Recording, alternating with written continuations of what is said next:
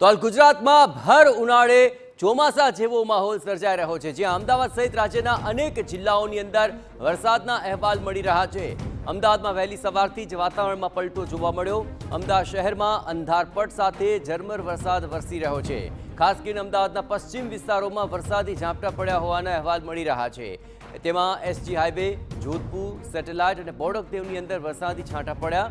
વૈષ્ણોદેવી, ગોતા, બોપોલ અને શિલજમાં પણ વરસાદી વાતાવરણ જોવા મળી રહ્યું છે। તો સવારથી જાણે કે અંધારપટ છવાયો હોય તે પ્રકારનો માહોલ અત્યારે જોવા મળી રહ્યો છે અને અમુક વિસ્તારોમાં વરસાદી છાંટા પણ પડ્યા છે।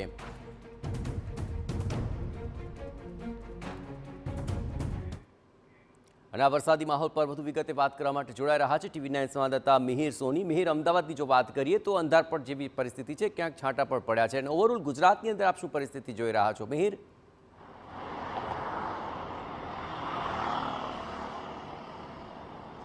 જયેશ, ગુજરાતમાં જે કાળઝાળ ગરમી હતી અને જેમાં ખાસ કરી અને અમદાવાદમાં 42 ડિગ્રીથી વધારે ગરમીનો પારો હતો તે સીધો જ હવે ગગડીને નીચો થઈ ગયો છે અને હવે ઠંડક છે તે અનુભવી રહી છે।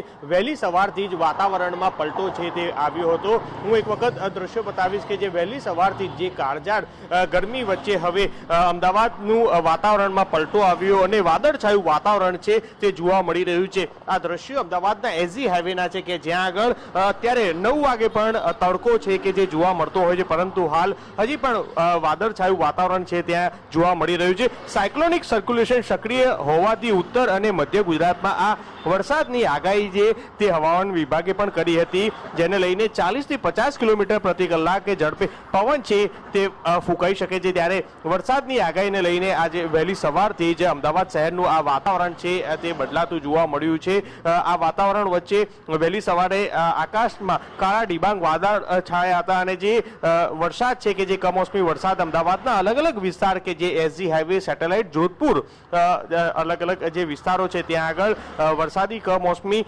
ઝાપટા છે તે પણ પડ્યા હતા। ત્યારે હાલ તો આ કાળઝાળ ગરમી વચ્ચે ઠંડકનો અનુભવ છે તે ગુજરાતવાસીઓ કરી રહ્યા છે। ત્યારે હવામાન વિભાગે ગુજરાત રાજ્ય માટે જે નાવકાશ બુલેટિન જાહેર કર્યું હતું, જેમાં ખાસ કરી અમદાવાદ, ગાંધીનગર, ખેડા, આણંદ, દાહોદ, પંચમહાલ, બનાસકાંઠા, સાબરકાંઠા, પાટણ, મહેસાણા, અરવલ્લીમાં વરસાદનું ઓરેન્જ એલર્ટ છે તે આપવામાં આવ્યું હતું। સાથે દ્વારકા, જામનગર, રાજકોટ, અમરેલી, મોરબી, સુરેન્દ્રનગર અને કચ્છમાં પણ ગાજવીજ સાથે હળવાથી મધ્યમ વરસાદની શક્યતા છે હવામાન વિભાગે વ્યક્ત કરી હતી। ત્યારે અત્યારે હવામાન વિભાગ અને ખાસ હવામાન નિષ્ણાંત દ્વારા જે આગાહી કરવામાં આવી હતી તેને લઈને વહેલી સવારથી જ આ વાતાવરણ છે તેમાં પલટો જોવા છે તે મળી રહ્યો હતો। હાલ જે કાળઝાળ ગરમી હતી તેના વચ્ચે હવે ઠંડક છે તે અનુભવાઈ રહ્યો છે। ત્યારે બીજી બાજુ આ વરસાદી માહોલ અને જેને લઈને વાતાવરણના પલટો થયાના કારણે હવે જે વાતાવરણમાં પલટો થયો છે અને જેના કારણે બપોર બાદ કદાચ હવે વાતાવરણ છે તે ખૂબ સૂકું અને ભેજવાળું થયું હોવાના કારણે હવે જે એક ભેજવાળું વાતાવરણ છે તે પણ જોવા મળી શકે છે। ત્યારે હાલ તો આજના દિવસે હવામાન વિભાગે આગાહી કરી છે કે મધ્યથી હળવો વરસાદ છે તે પડી શકે છે। ત્યારે ગુજરાતમાં ખાસ મધ્ય અને ઉત્તર ગુજરાતમાં આ વરસાદની આગાહી છે તે હવામાન વિભાગે કરી અને આજે વહેલી સવારથી આ વાતાવરણમાં પલટો છે તે જોવા મળી રહ્યો છે। બિલકુલ મિહિર, ગરમીથી ચોક્કસપણે રાહત મળી ચૂકી છે, પણ મધ્ય અને ઉત્તર ગુજરાતની જો વાત કરવામાં આવે, જો આ માવઠાનો માર વધે તો આખરે ખેડૂતોને કેટલા મોટા પ્રમાણમાં નુકસાનની શક્યતા આપ જોઈ રહ્યા છો મિહિર?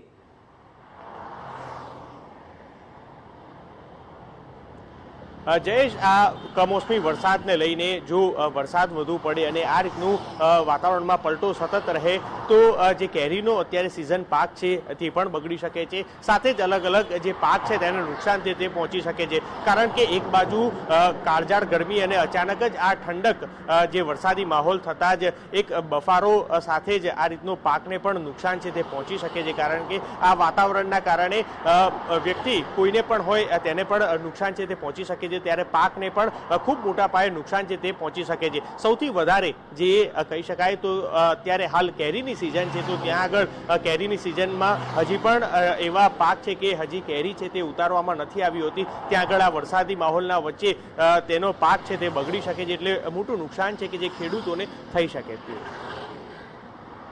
આભાર મિહિર, તમામ ગતિવિધિઓ પર આપ નજર રાખતા રહેજો। તો એક તરફ ગરમીથી રાહત વળી છે, પરંતુ બીજી તરફ ખેડૂતોની ચિંતા પણ વધી છે, કારણ કે આ પ્રકારે જો માવઠું વરસ્યું તો કેરીના પાકને નુકસાન થઈ શકે છે। ઉનાળુ પાકને લઈને પણ આખરે ખેડૂતોની ચિંતા વધી રહી છે।